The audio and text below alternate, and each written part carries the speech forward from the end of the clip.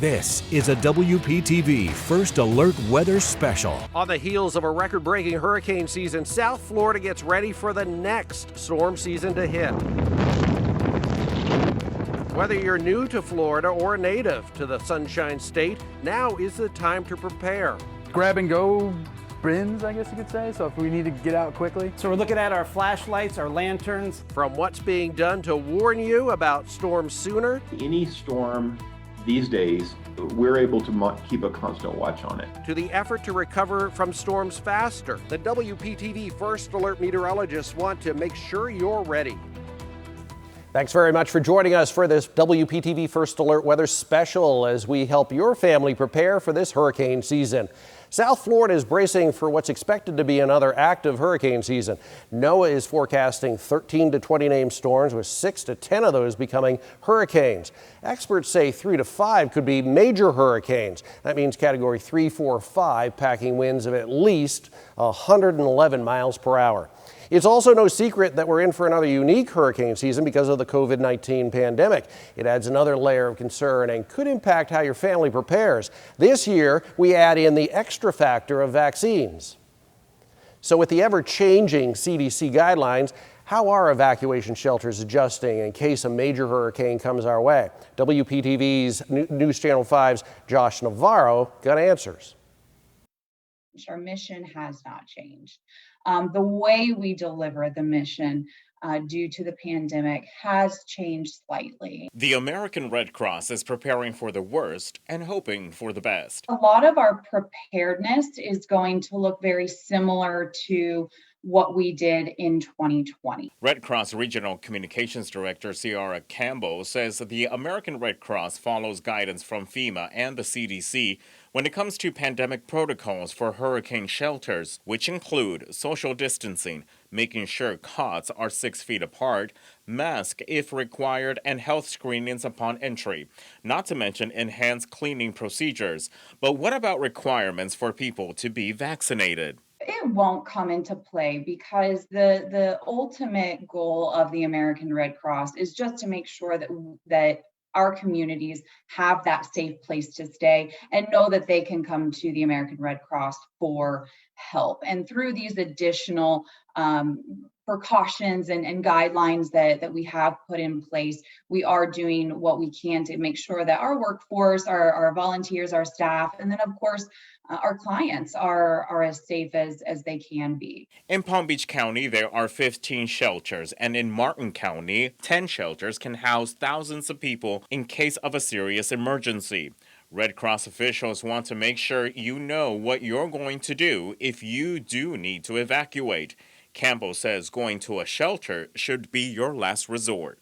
Connect with family, connect with friends, see if you have an alternative place to stay. If you need to evacuate and there is nowhere else to go, absolutely seek out a shelter along your evacuation route. In Palm Beach County, I'm Josh Navarro, WPTV News Channel 5.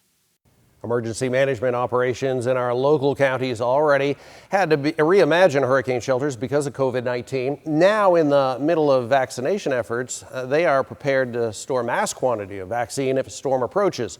And what happens to the ongoing vaccination efforts? WPTV's News Channel 5's Michelle QUESADA talks to health departments county by county to find out what you need to know. When county emergency operations centers are activated ahead of a storm, ongoing COVID-19 vaccinations will come to a screeching halt. What happens to those vaccines and what happens if you're in the middle of a vaccine series are all scenarios each county is preparing for. I'm very happy and going to start feeling very relieved. The last few months have been a roller coaster ride of emotions for Renee Thornton. I had days where I couldn't get out of bed, so getting a COVID vaccine wasn't an option at the moment. She's been eligible to get the COVID-19 vaccine since March, but because of health problems, she couldn't. I was diagnosed with cancer the first time in 2015. She's developed complications with her immune system. Her doctor told her she had to wait till she was healthy enough to get the COVID-19 shot. And like her, there are many others who may not be able to get vaccinated for the next several months, which will also be peak hurricane season. My hope is everyone is getting vaccinated now. Like every county health department, in St. Lucie County, Health Officer Clint Sperber is preparing for hurricane season. I would say approximately 50,000 doses per freezer that we could manage. The St. Lucie County Health Department has 2 ultra-cold freezers for the Pfizer vaccine, and generators keep the building running should there be a loss of power. Should a generator go down, Okeechobee County's health department has 2 backup locations where its Moderna vaccine supply can be stored. Martin County's health department also administers Moderna vaccines. Health Officer Carol Ann Vitani says there is plenty of capacity to store vaccines and a generator to keep the freezers and refrigerator running. We'll continue vaccinating up until we're actually activated, and that's through emergency management. And once that occurs, then of course we will stop our vaccination and prepare for the storm approaching. The Palm Beach County Health Department says guidance will come from county and state leaders on when to halt COVID-19 vaccinations prior to a storm. Sperber says the real unknown is when those vaccinations will resume. It's just looking in a crystal ball because you don't know. For the Pfizer and Moderna vaccines, it takes a good 6 weeks from first shot to full coverage. And if you're in between the series, a storm could delay your second shot. And we know, again, just history in some of our counties that have been devastated by hurricanes. I mean, it can take weeks and weeks and weeks for power and just running water. You can wait up to 42 days to get the second dose of the vaccine without any impact to efficacy. Traveling to another county that resumes vaccination efforts quickly after a storm may be an option if you're in the middle of a series. We'd wait until the skies were clear and we resume our normal operations at our health department. Health Officer Miranda Hawker says Indian River County's health department has an ultra-cold freezer that can store up to 30,000 Pfizer vaccines. County health leaders encourage others to think about adding the COVID-19 vaccine to their storm preps list too, if they are in an evacuation zone. I put that top of the list. Renee would have never waited if she didn't have to. It's always the next day, what's going to be the next day, how to survive the next day when you have a constant illness. Getting the vaccine now, weight lifted off her shoulders. Yes, it will be a big relief. Local health departments are still fighting vaccine hesitancy and reiterate the time to plan for hurricane season is now. And for the second year, that includes factoring in COVID-19. Get vaccinated now. Let's not wait until a hurricane arrives. Hopefully not, but hope isn't a strategy. Michelle QUESADA, WPTV News Channel 5. It's one of the most dangerous and deadly parts of hurricane season, but many people don't really understand what the term means. We're talking about storm surge. WPTV First Alert meteorologist James Whelan joins us to break down why it matters when it comes to keeping your family safe. Storm surge is the rush of water that comes with a landfalling tropical system. It can be especially dangerous and destructive in our area. The reason, deep waters right off our coast. What that does is create really, really destructive waves that break right at the shoreline. And for that reason, often the impacts of storm surge for Palm Beach County are a little bit more destructive than in other areas. Florida's highest recorded storm surge was during the Great Miami Hurricane of 1926. The storm surge reached an estimated 14 to 15 feet in Coconut Grove and almost 12 feet in downtown Miami. Storm surge is the greatest threat to life and property from a hurricane, which is why improving models that predict it is so important. That was an upgrade that was originally scheduled for 2 years, 2023, but the results were so good and the need for improved storm surge forecasts were so high in a global pandemic that we went ahead and upgraded it early. The first part of the upgrade takes the intensity and the size of the storm into account. The second upgrade, coming in 2023, will predict the nearshore waves on top of that surge.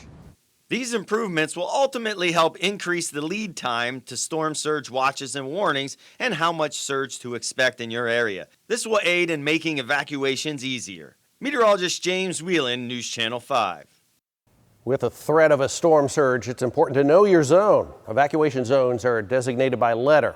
You need to know if you live in a designated evacuation zone and the evacuation route you need to take if a storm comes our way. Satellites and storms. We're taking a look at how technology has changed, how quickly you're alerted about a storm heading our way. When do I put up shutters? Where do people go? Where do they evacuate to? What do they do to prep as far as, is it, generators? Is it water? When do you start doing all that? Dealing with hurricanes might be second nature to some Floridians, but what about people facing their first hurricane season? Tonight we see how they're both preparing. And don't forget, now is the time to prepare your hurricane kits. The Red Cross says your stay-at-home kit should be prepared to last you about 2 weeks. You'll also need an evacuation kit that can last you up to 3 days. For a checklist, head to WPTV.com.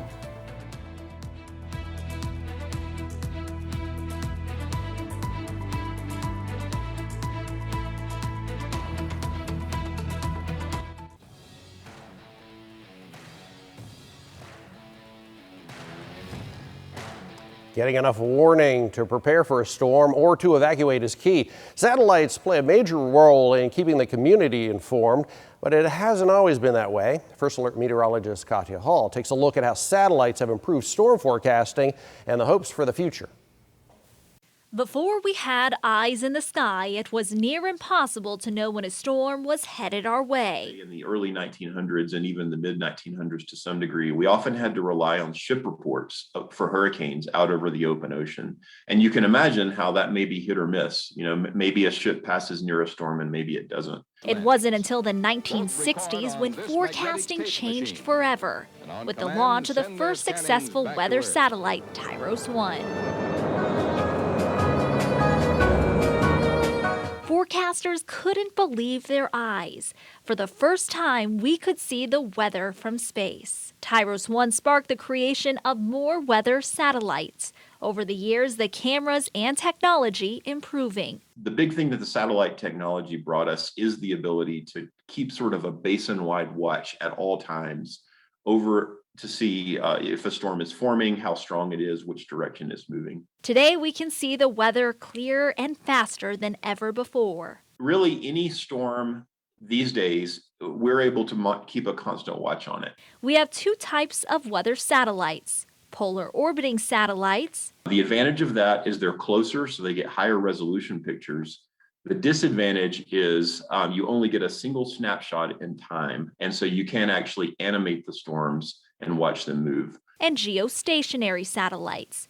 These monitor the same spot on Earth all day long. You end up getting an animation, and you can actually see the hurricane spin, and you can see the hurricane move. Weather satellites also have the ability to scan atmospheric data within a storm. That information then fed into computer models. So the better we provide the initial condition is what's happening at time zero or right now, the better that the forecast will be moving forward with time. And they're not done yet. NOAA is making plans to launch more advanced weather satellites in the 2030s. There's a lot of really good research to do a better job with the forecast. So the forecasts are really only going to get better with time. I'm Katya Hall, WPTV News Channel 5. We could soon learn a lot about hurricanes and possibly improve forecasting thanks to the advancement of research drones. Video from a recent test flight shows a drone being deployed from a hurricane hunter. The technology is still being tested, but meteorologists with NOAA are hopeful the latest drones can fly inside of a storm for hours, gathering data and even penetrate the boundary layer. That's where the ocean meets the atmosphere, and it's too dangerous for hurricane hunters to fly in. NOAA meteorologist Dr. Joseph CIONE explains what the drones could mean for hurricane preparedness and forecasting here in South Florida. So if we can improve our situational awareness, knowing what's going on right then, that information is invaluable. We can send that to the forecasters who then can share that with the emergency managers and make more informed decisions about evacuating, not evacuating, timing of evacuation. He's hopeful the drones will also help to better detect changes in hurricane intensity, which could have a big impact on coastal communities. Well, one for the record books. The storm record shattered in 2020 and where the new ones stand.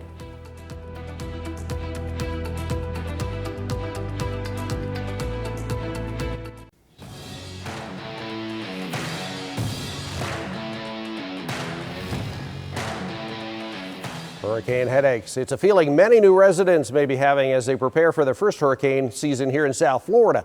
WPTV News Channel 5's SIARA Rayford is in Wellington with the top questions on preparation. South Florida became a top destination for relocation during the pandemic, and some of our new neighbors are choosing to stick around for hurricane season. So we spoke to them about what they're hoping to know. So this is the equivalent of a Chicago basement. For Ryan SIECK, this garage also serves as his hurricane headquarters. Just part of my planning aspects of it, but all the hurricane stuff that I don't know what it does. We didn't say he was an expert. I know what hurricane is, but my whole reference is based upon the Facts of Life and Tootie when they went to the Bahamas and got stuck. You know, that's like this image burned in my head from as a little kid. The Chicago native who moved here during the pandemic says he does have an idea about the wind speeds. Looking at the movie Twister, but minus the cows flying around, you know. But all jokes aside, this is our brand new generator. He's doing his best to prepare for a hurricane. Grab and go bins, I guess you could say, so if we need to get out quickly.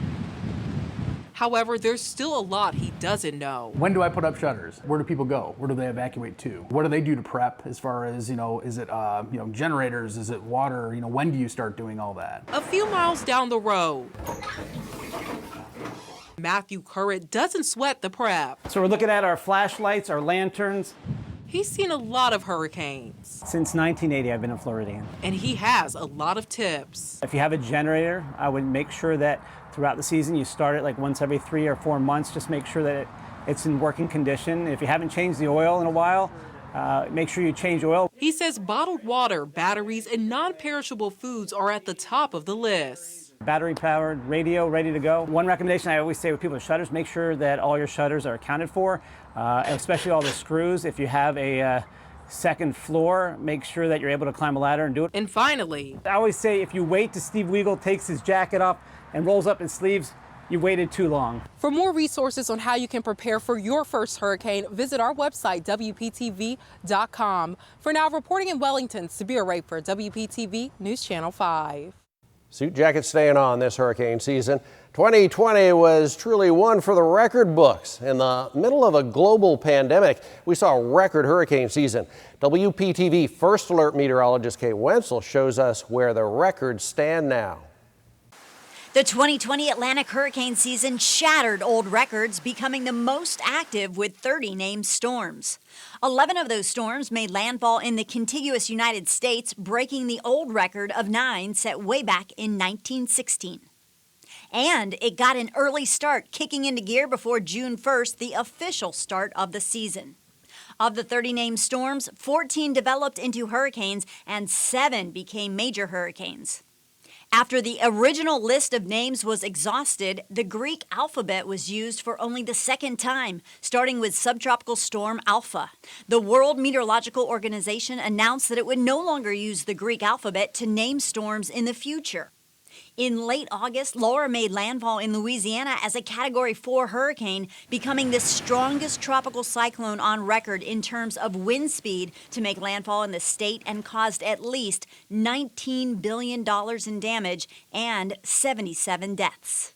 And the 2021 season has already started early, with subtropical storm Anna forming on May 22nd near Bermuda. Fortunately, the storm stayed far away from the United States and dissipated in the northern Atlantic. It's a great reminder to go ahead and get your hurricane plan in place. On Palm Beach, I'm WPTV First Alert meteorologist Kate Wenzel. Potential change to hurricane season. Why there's talk of switching the official start date.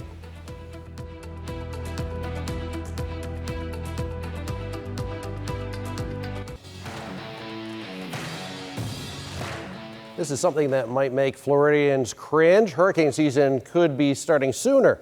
WPTV First Alert meteorologist Steve Villanueva joins us to explain why.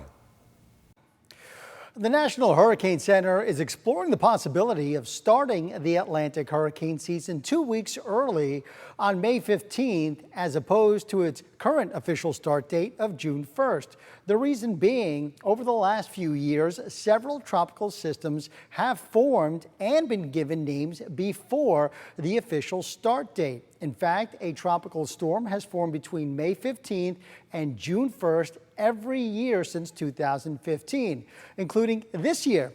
Last year, 2 storms formed in May, Arthur on May 16th and Bertha on May 27th. It turned out to be the busiest season on record with the most named Atlantic storms. While the Atlantic hurricane season has traditionally started on June 1st, the end date has a history of being pushed back several times. Originally, it was October 31st, then November 13th, and now November 30th.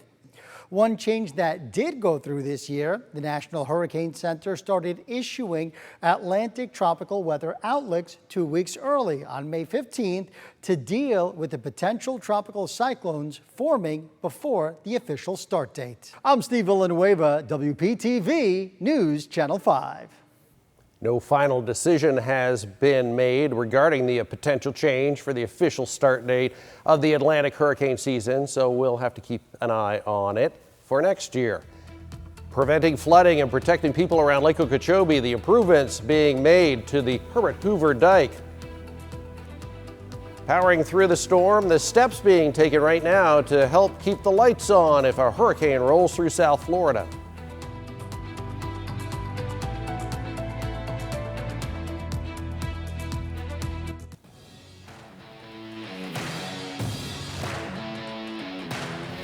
For residents around Lake Okeechobee, their safety during the hurricane season depends mostly on the Herbert Hoover Dike around the lake. WPTV News Channel 5's John Shaman has more on how the Army Corps of Engineers is working to finish improvements to the aging structure. Since 2007, crews have been working to reinforce the Herbert Hoover Dike around Lake Okeechobee. The dike took several shots from the 2004 and 2005 storm seasons. After we went and did a dam safety analysis or a risk analysis, it became, one of the higher risk dams in the country. After hurricanes in the 1920s killed more than 2,500 people due to flooding, the dike was first built in the 1930s. Now, almost a century later, cutoff walls 55 feet high and 3 feet thick are being created out of sight to prevent water seepage from the lake.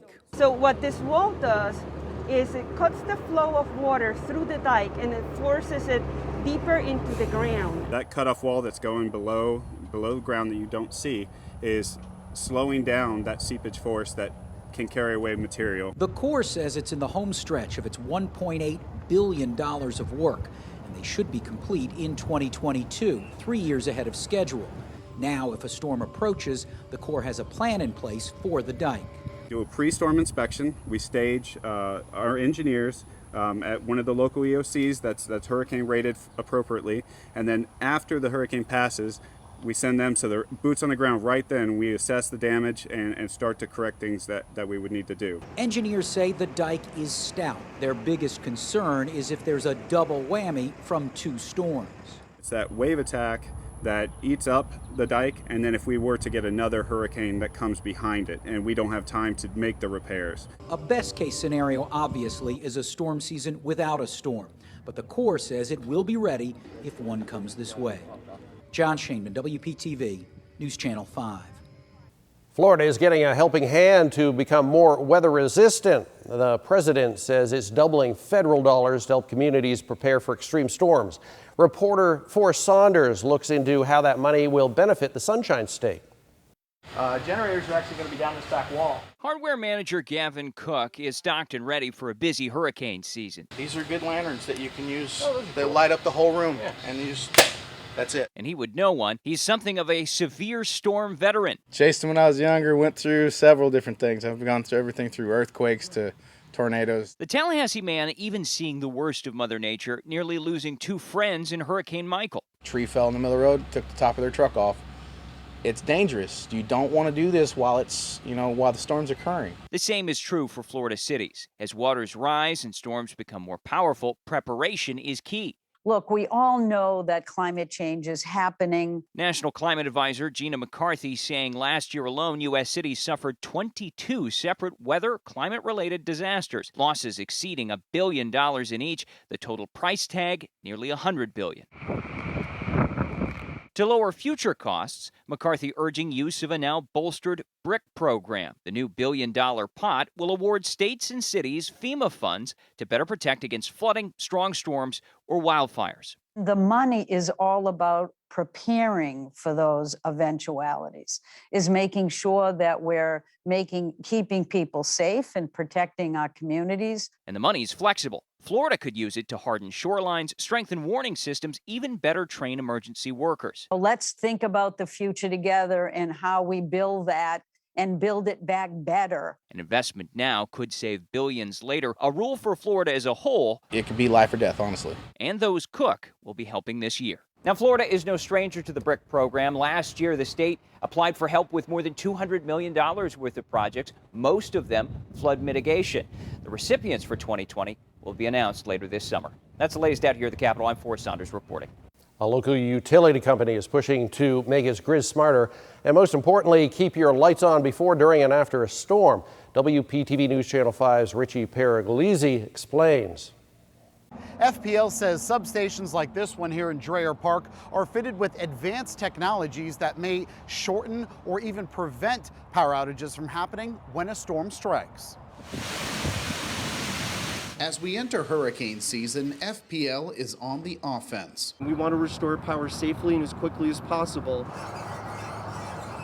by using the latest technology, including this little guy. It's a completely autonomous rover that allows us to do inspections from anywhere. It allows us to drive it around either after a hurricane or before a hurricane to look at equipment to see how it is currently operating. You see the drone base open? This rover is one of the many autonomous robots and drones the company has deployed at strategic sites around the state. It gives us eyes and ears into this substation so we can see what is going on, and it actually has devices that pick up information that the human eye can't see. With just a laptop and a remote connection, Kyle Bush, the lead project manager for FPL's power delivery, says that the rover can be used anywhere. One of the great things that the rover has that a human can't is it's already here.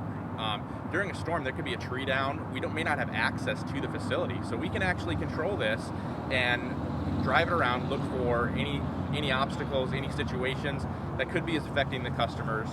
The company says that they are building a stronger, storm-resilient, and smarter grid. One of those ways, smart grid technology. We've installed tens of thousands of devices on the grid that help us prevent outages from occurring or can shorten the duration of an outage. And another that enables linemen and other personnel to see a live view of the grid right in the palm of their hands. They can see whether customers have their lights on, and they can check or ping and communicate with the meters. So after a storm, they can make sure that everyone's lights are back on. A proven system, FPL spokesperson Bill Orlov says, has been tested. During Hurricane Irma, these devices actually prevented 546,000 outages from occurring. And that's without even having our trucks or our men and women out in the field. Keeping a watchful eye from the sky and on the ground.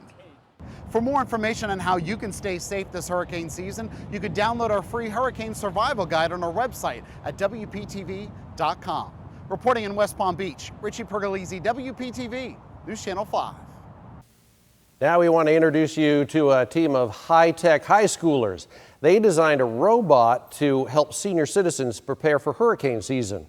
Students at the Academy of the Holy Names in Tampa designed, built, and programmed this robot to go door to door at senior living communities. The purpose is to help residents order hurricane supplies through an ATM-like keypad. We wanted people to be able to order whatever essential supplies they need, so that would include cases of water, any kind of food, and we also wanted to be able to allow them to order medication in advance. The next step would be to partner with a third-party delivery company that could deliver the supplies. The Greek alphabet is now a thing of the past when it comes to hurricane names. Why the Hurricane Center says it's changing course with how it names storms. Plus, preparing your pets for hurricane season, the plans you'll want to have in place before a storm comes.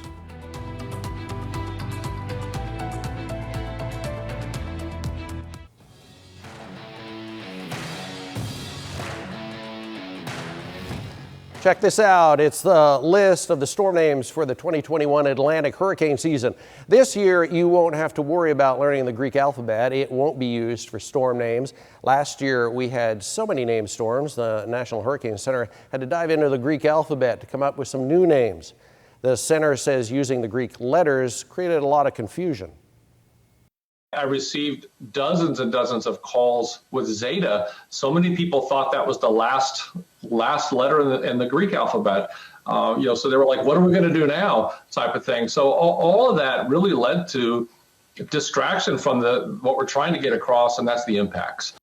If there are more than 21 named storms this hurricane season, and we make it all the way through the alphabet, then a supplemental list of names will be used, not the Greek alphabet. Preparing your pet should also be on your radar this hurricane season. WPTV News Channel 5's T.A. Walker shares the steps to take now. After you have everything for your house settled, you may have forgot what area, and that's your favorite furry friend.